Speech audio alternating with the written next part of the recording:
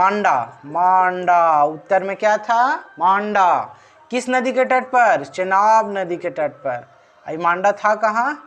जम्मू कश्मीर। जेके कर दिए, जम्मू कश्मीर। दक्षिण में था दाइमाबाद, दाइमाबाद, दाइमाबाद ये कहाँ पड़ता है? महाराष्ट्र।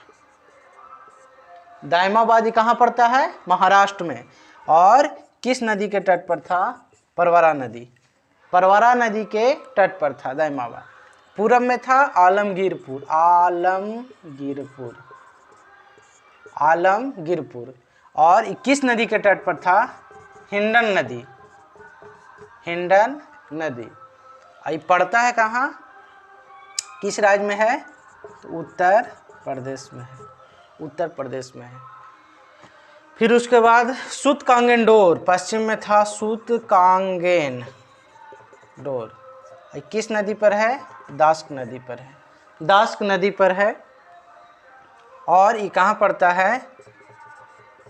बलूचिस्तान में, क्योंकि हमारा सिंधु घाटी सभ्यता था जो अफगानिस्तान तक फैला हुआ था, सिंधु घाटी सभ्यता।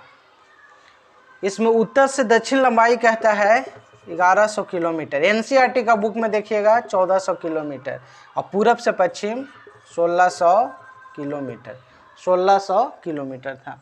एक बार देख लीजिएगा इसका कुल क्षेत्रफल, कुल क्षेत्रफल तो 13 लाख वर्ग किलोमीटर, किलोमीटर स्क्वायर।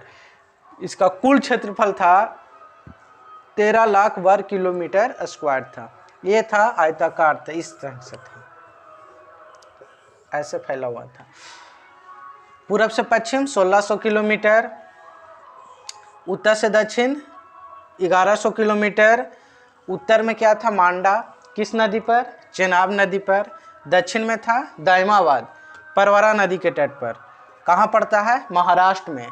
पूरब में आलमगीरपुर, किस नदी के तट पर? हिंडन नदी के तट पर। ये कहाँ पड़ता है? उत्तर प्रदेश में पड़ता है। जबकि पश्चिम में था सूतकांगेन डोर, किस नदी के तट पर था? दास्क नदी के तट पर।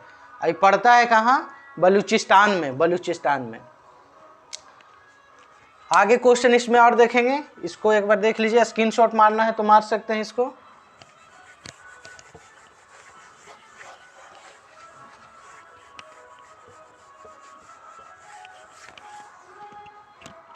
सिंधु घाटी सभ्यता का हम कल बताए थे कि मुख्य व्यवसाय क्या था? व्यापार था, व्यापार। लेकिन आर्थिक स्थिति, आर्थिक जीवन किस पर निर्भर था? कृषि पर। आर्थिक जो जीवन था वो कृषि था। लेकिन कृषि यहाँ होता था, लेकिन बाढ़ का यहाँ आतंक रहता था, इसलिए यहाँ पे नवंबर में फसल बोया जाता था, नवंबर में फसल बोया जाता था।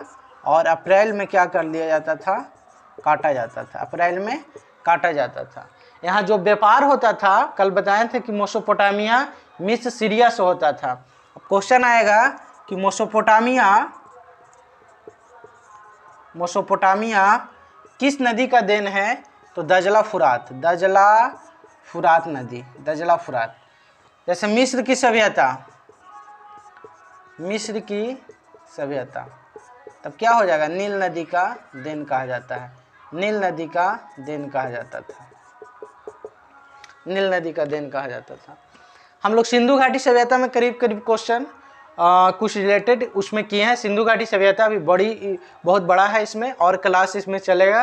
लेकिन कल हम लोग राजनीतिक शास्त्र में भी कुछ क्वेश्चन करना है, क्योंकि एग्जाम नज़दीक है बहुत सा।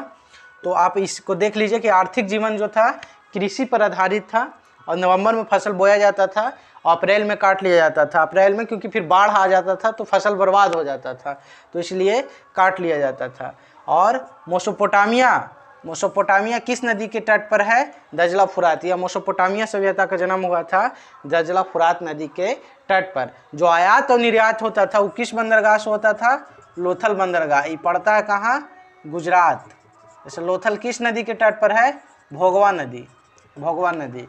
सबसे विशाल सभा भवन कहाँ मिला था? मोहनजोदड़ो में। सबसे विशाल सभा भवन मिला मोहनजोदड़ो में। मोहनजोदड़ो का अर्थ होता है मुर्दों का टीला, मृतकों का टीला।